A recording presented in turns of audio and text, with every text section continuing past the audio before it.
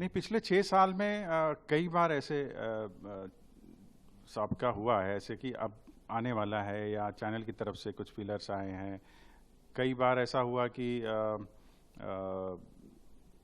ऐसी कुछ सिचुएशन आई कि तीनों एक साथ एक नहीं आ पा रहे थे क्योंकि अब हम अलग अलग काम कर रहे थे।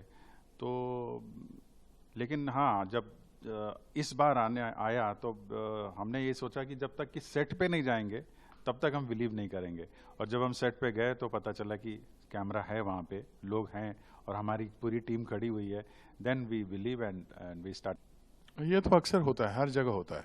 कहीं भी जाओ, किसी भी फंक्शन में, इवेंट में, या तो दरवाज़ा तोड़वाते हैं, हो सकता है थर्माकोल का हो, या फिर वो बटर पेपर को ही तोड़वाते हैं और तोड़ना पड़ता है because they like it. So that's okay, fine. I mean acceptance है वो, और लोग उस डायलॉग से, उस कार्य से लोग जुड़ते हैं, तो वाई नॉट। या ऐसे किस्से तो बहुत हैं, साटम साहब के साथ तो अक्सर होता रहता है। और हम लोग भी कहीं जा रहे हैं, कहीं घूम रहे हैं, हमसे कुछ गलती वलती कभी कभी by mistake, not by purpose, by mistake हो जाता है, कॉप्स ने पकड़ लिया, तो they are like more than happy to help us and sort it out. But all said and done, it's ultimately the show which is the structure, the backbone behind. ये मेरा ख्याल है धीरे धीरे इवॉल्व हुआ। 20-21 साल की जो जर्नी थी सीआईडी की, शुरुआत में सिर्फ केसेस होते थे। फिर जाहिर सी बात है कि एक लंबे समय तक एक ही तरीके के पैटर्न में अगर हम दिखाते रहेंगे तो शायद वो बोर्डम की तरफ बढ़ता है। तो उन लोगों ने फिर रिलेशनशिप पे भी किया, इमोशनल कंटेंट को भी डाला, रिलेशंस को डाला। कभी पर्सनल स्टोरीज आती थी कि हमारे बीच का एक कॉप है वो फंस गया है। फिर थोड़ा एक्शन आया। शुरुआत में इतना एक्शन नहीं होता था, बाद में फिर वो प्रॉपर एक्शन मास्टर के साथ हम बड़े बड़े स्टंट्स भी करते थे। तो सीआईडी को एक नया और अपडेटेड वर्जन बनाने के लिए वो ये चीज़ें शुरू हुई।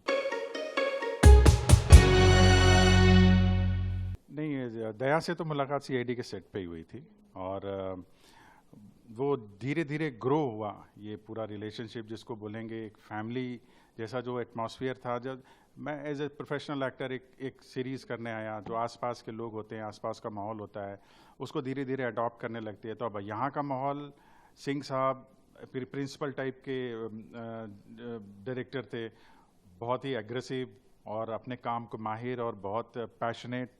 तो जब सेट के पीछे देखा, जो सबसे सीनियर एक्टर है शिवाजी साटम, जो एसीपी प्रद्युमन साहब, मैं देख रहा हूँ कि 9 बज रहा है, 10 बज रहा है, वो नहीं बोल रहे कि पैकअप करना है। लंच का टाइम अगर 1 बजे होता है, 2-2:30 बज गया, 3 बज गया, तो वो करीब नहीं कर रहे हैं। तो जब ऊपर वाला कुछ नहीं कर रहा तो नीचे वाला कैसे करेगा? तो इस तरीके का जो माहौल सेट हुआ है वो लोगों की वजह से हुआ है। अच्छे लोग हैं यहाँ पे। तो दया के साथ भी धीरे धीरे देखा कि नॉन उस तरीके से क्या बोलते हैं कि कोई फैंसी चीज़ें नहीं, कोई टैंट्रम नहीं, जहाँ बैठाना है वहाँ बैठ गया, जहाँ बोला वहाँ पे काम कर लिया। और एक बात आपको बताऊँ, जितने भी एक्शन की सीक्वेंस होते हैं उसमें मैं एक बार सोचने लगता हूँ कि यार उस पहाड़ के किनारे वहाँ तक जाना है, वहाँ से एक जूता उठाना है, जबकि वो नीचे खाई है। It is a difficult shot, dangerous shot. और मैं जब तक सोचूं या दया को बोलूं, देखता हूं भाई साहब वहां पहुंच गए। तो जो एक्शन का जो एक है वो उनके अंदर इनबिल्ट है। तो वो इस और फिर दया अभिजीत हर सीन में रहने लगे भी। एक हमारा एक कॉमेडी बन गया और ये इनकी वजह से एक्शन भी करने पड़े। नहीं, जब सीआईडी मैंने जब शुरू किया था तो मैं तो ऐसे ही एक छोटा सा कैरेक्टर था। आई वाज प्लेइंग अ रूकी कॉप, जिनको शायद लाइन भी नहीं मिलते थे, और मैं पीछे खड़ा होता था। स्टार्टिंग में the first episode I did was with Ashutosh Gowariker. तो Ashutosh Gowariker was leading the show, और एसीपी प्रद्युमन थे। और उसके बाद सर आए। जब सर आए, ही came with a bang.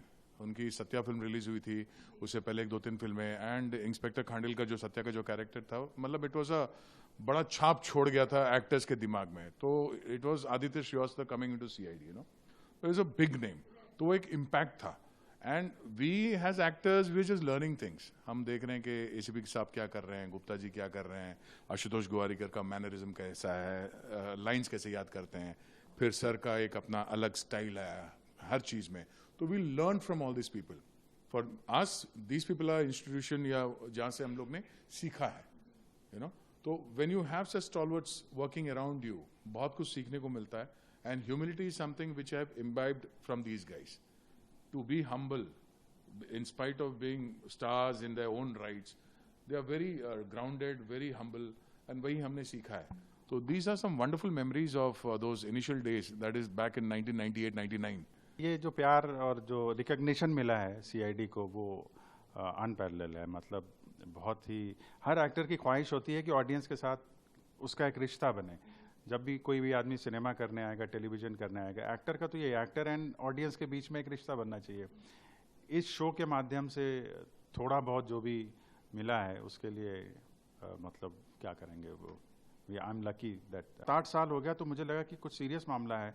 Public जो है इसको बहुत देख रही है और एक 100-150 लोगों का यूनिट है, इसी के ऊपर निर्भर है, तो एक रिस्पॉन्सिबिलिटी का सेंस भी डेवलप हुआ. फिर जो बाहर के काम थे वो धीरे धीरे उसको कट ऑफ करने लगा और ज़्यादा से ज़्यादा टाइम सीआईडी को देने लगा. तो ये एक वंडरफुल जर्नी रही. हमें भी किसी को पता तो था नहीं कि क्या होने वाला है. 20-21 साल तक ये शो चलेगा.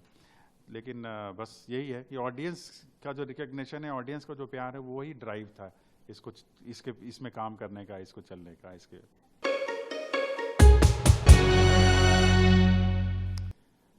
नहीं, अगर उस कैरेक्टर से आप बहुत ज़्यादा प्यार करेंगे तो शायद फंस सकते हैं, लेकिन ऐसा होता नहीं है. एज एन एक्टर आपका काम है एक कैरेक्टर करना. जब हम सेट पे आते हैं तो हम सीआईडी खेलते हैं, सीआईडी बन जाते हैं, लेकिन जब यहाँ से जाते हैं तो सब कुछ यहीं छोड़ के चले जाते हैं, सेट पे ही छोड़ के चले जाते हैं. ऑब्वियसली मतलब वंस ऑन द सेट आपने यूनिफॉर्म पहन लिया या आप अपने कॉस्ट्यूम पहन लिए, you are a cop. But the moment you remove all this things, change into your own, then you are a common citizen. उसके बाद वो एटीट्यूड लेके आप जा भी नहीं सकते और करना भी नहीं चाहिए. तो वो हैंगओवर ऑफ द कैरेक्टर हम लोग नहीं रखते. जो भी है वहाँ पर जो स्क्रिप्ट दिया, जो परफॉर्म करना है एज एन एक्टर, हम लोग बखूबी उसको करते हैं. उसके अलावा उसका हैंगओवर ना घर पे लेके जाते हैं, ना हमारे दोस्तों में या किसी में, नहीं, कुछ नहीं. और वो सेलिब्रिटी वाला एटीट्यूड भी नहीं है किसी में. Very grounded, like a middle class, एकदम. फ्रेंड सर्कल में भी आप कहीं भी जाओ, इट इज नॉट के भाई वो अलग से कुछ नहीं. वेरी नॉर्मल एटीट्यूड रहता है.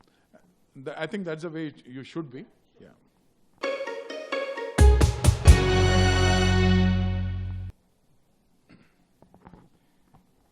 कास्ट वही रहेगी.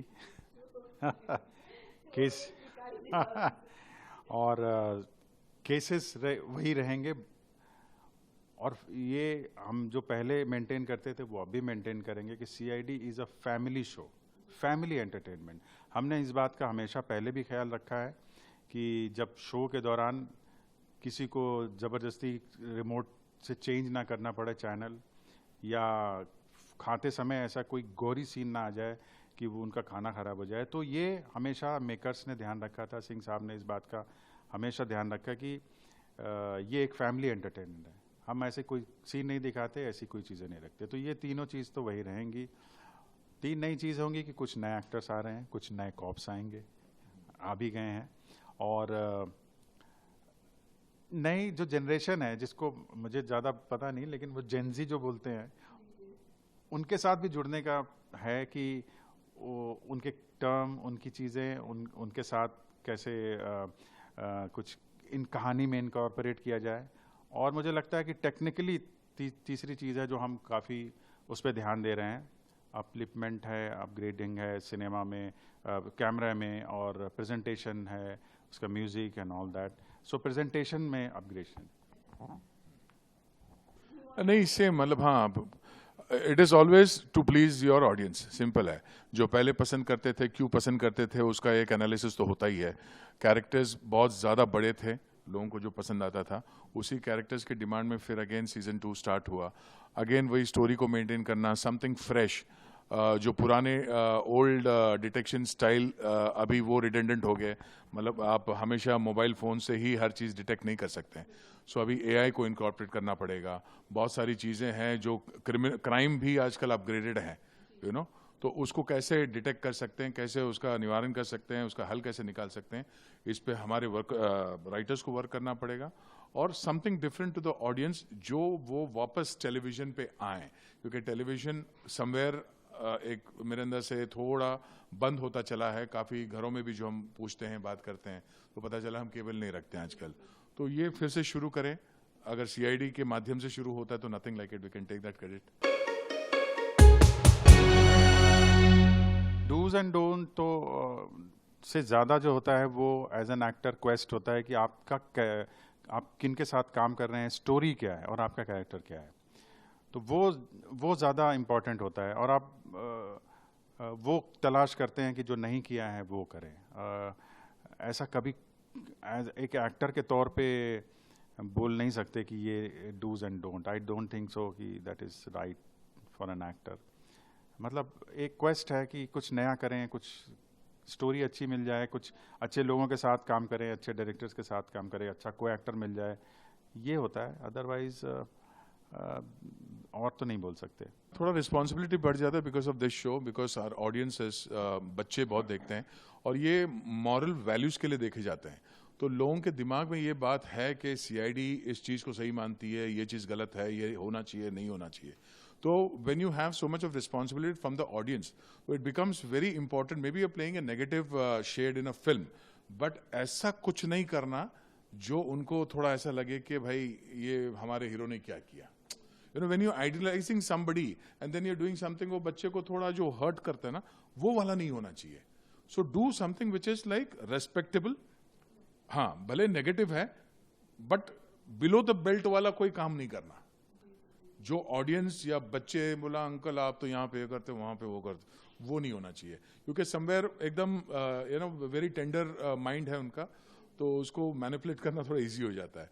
तो अगर वो आपको एमुलेट करते हैं या आपको वो पसंद करते हैं तो कहीं ना कहीं आपकी चीज़ें भी वो they try to imbibe. So don't let that wrong education go into those kids. So you have some responsibilities वहाँ पर. So choose the right kind of characters. जो performance के हिसाब से nothing like it.